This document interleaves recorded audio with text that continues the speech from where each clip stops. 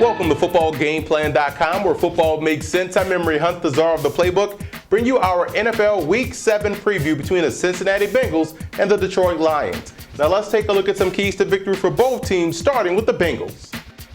Early execution is key for a young offense to be effective, and the Bengals could put many teams away very early in ball games if they executed better offensively and took care of the little things, i.e. drop passes, blown assignments. And this week versus Detroit, that interior offensive line has to be ready to play. They're going against two of the best defensive tackles in the game in Ndamukong Suh and Nick Fairley. Defensively, the front four getting pressure on its own will be key this week, as Detroit does a great job in spreading the field, so it's tough to blitz unless you really have to. So that front four really has to be able to generate pressure without blitzing. And in the secondary, they're going to have to win those individual matchups, and they will see a lot of one-on-one opportunities this week versus the Lions passing game that loves to attack the field vertically. Now let's move over to the Lions in this ball game, and spacing on offense is key. It allows you to attack the individual matchups. It tends to dictate coverages. It also expands zone responsibilities, and it puts a lot of stress on a defense's ability to rush the passer. So that's why I believe this week versus Cincinnati, the Lions will have to continue to spread the field with 3, 4, sometimes empty sets versus a very talented Bengals defense.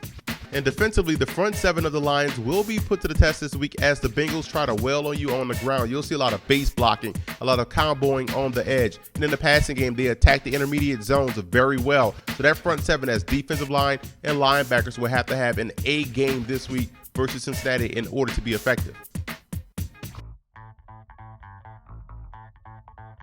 We know the Detroit Lions love to spread the football field with sometimes 4 or 5 wide receivers, and I believe the Cincinnati Bengals can have success defensively by matching up in a dime defense, a 3-2-6 type dime defense, and sending an extra guy off the edge, whether it be the nickel guy or the dime guy. I think they can get to Matt Stafford or force a quick pass because they do have the personnel on the corners to influence or to disrupt the timing of the play. So the reason why I like the 3-2-6 dime blitz, number one, is great because it can run out of any, you can run it out of any set that they run, whether it be 3 wide receivers, 4 wide receivers. Also, it gives you a 4-man pass rush. The strong is strong versus the flood versus strong side rollout, and it also is great versus the play action pass. And another thing that I like about it is that the corners have help over top by the safeties, the man defenders, 1, 2, 3, 4. Man defenders have help over top by the safety, and the backers are bracketing the running back to either side. So the only thing that could kill this defense would be if they came out in a 2-back set. Then it's impossible for the safety to cover the back that's going to run a route to the strong side of the formation. But otherwise, you're going to be in good situation with the 3-2-6. And what happens, you have your corners manned up on the inside shoulder, nickelback manned up on the inside shoulder. Why? Because, again, you want to funnel everything to where your help is. This is the dime guy. He's the hot guy. So what we're going to do here, we're going to blitz off the edge, shoot this gap here, contain blitzers, right?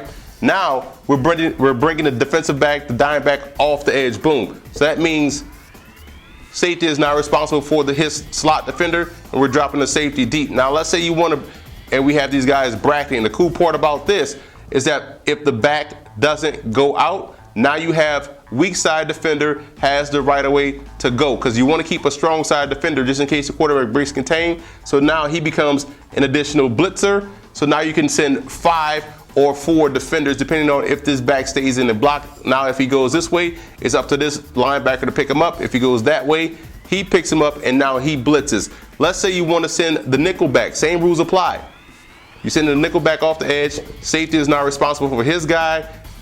Dime back is still responsible for his man, and now you drop the safety to the opposite side back in the middle. So that's how they can be protected versus the spread offense of the Detroit Lions when they go 4 or sometimes empty sets. I think the 3-2-6 dime blitz can help these guys out this week versus the Detroit Lions.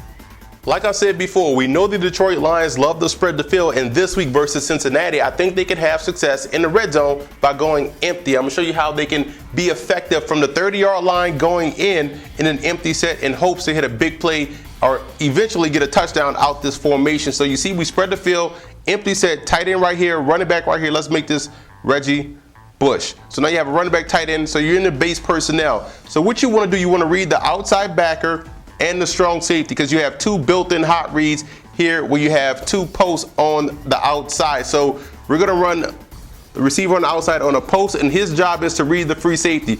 If the free safety is dropping back in the zone, he breaks to the corner. If the free safety is in man, you cross his face and you keep running to the middle of the field. So he has a read on the fly of the free safety, trying to get him out of the way. Now we have the tight end blocking to hold this linebacker here to open up the space for the skinny post, the corner, or the post. So this requires a lot of reading by this receiver right here. Now what we have front side, you have your built-in hot read. Reggie Bush is running a sit route. We call it a sit route because he's sitting right over the center. And this is essential because if this backer comes off the edge, Matt Stafford knows this is his hot read, or this would be his hot read, the curl. Why? Because now you have created this void. This guy is leaving. Let's say this backer jumps underneath the sit route. Now you have the curl wide open. Easy pickings right there for Matt Stafford. He has the strong enough arm to drive that football right there if this guy comes. Let's say the strong safety wants to blitz, right? Let's say the strong safety wants to blitz off the edge.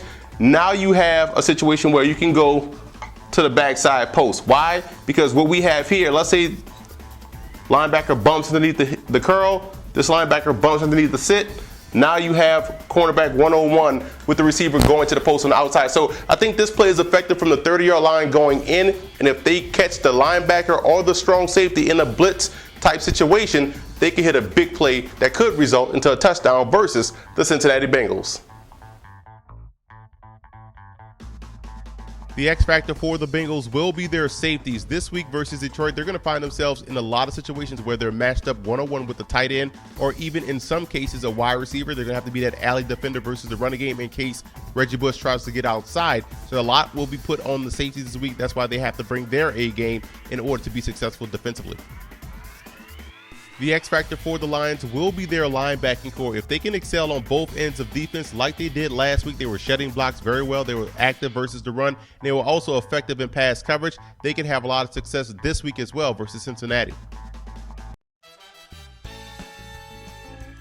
Now here are some coaching points for both teams in this ball game. For Cincinnati, you want to take advantage of Andy Dalton's athleticism. He's a very mobile guy, does a lot with his legs. Move the pocket for him, give him different launch pad spots, and you can have success versus Detroit. You also want to get the edge in a running game. I've been stressing that all throughout the video. The Bengals do a great job with the tackle and tight end combo in the defensive end and getting the edge. If they can do that, they can have success running the football. And you want to dictate the pace of the game. I think the Bengals are most successful when they can play up-tempo. They have the personnel to do so. So I would try to dictate the pace of the game by playing an up-tempo style this week versus the Lions. And for the Lions, you want to continue to play above the rim in the passing game. There are some tall targets out there in Calvin Johnson and Chris Durham, both guys 6'5", and do a great job in high pointing the football. And they also are now getting their tight ends more involved in the offense, in Joseph Fourier and also Brandon Pettigrew. So continue to play above the rim versus the Bengals. I think they can have some success throwing the football. You also want to get Reggie Bush isolated in the passing game. Hopefully he can get matched up versus a linebacker or a safety or even a cornerback. Either way, that's a mismatch for that Bengals defense, and you can take advantage. And on defense, you have to be able to get off the field. The Bengals do a great job of chewing up the TOP and staying ahead of the chains. You have to get this team off the field if you want to be successful.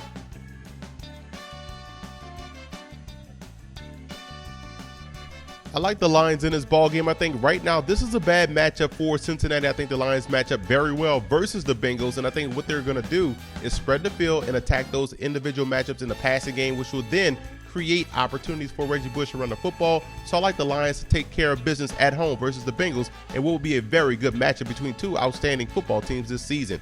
And I also want to give a huge shout out to the Lion fan forums and Bengal fan forums for always showing football game plan support.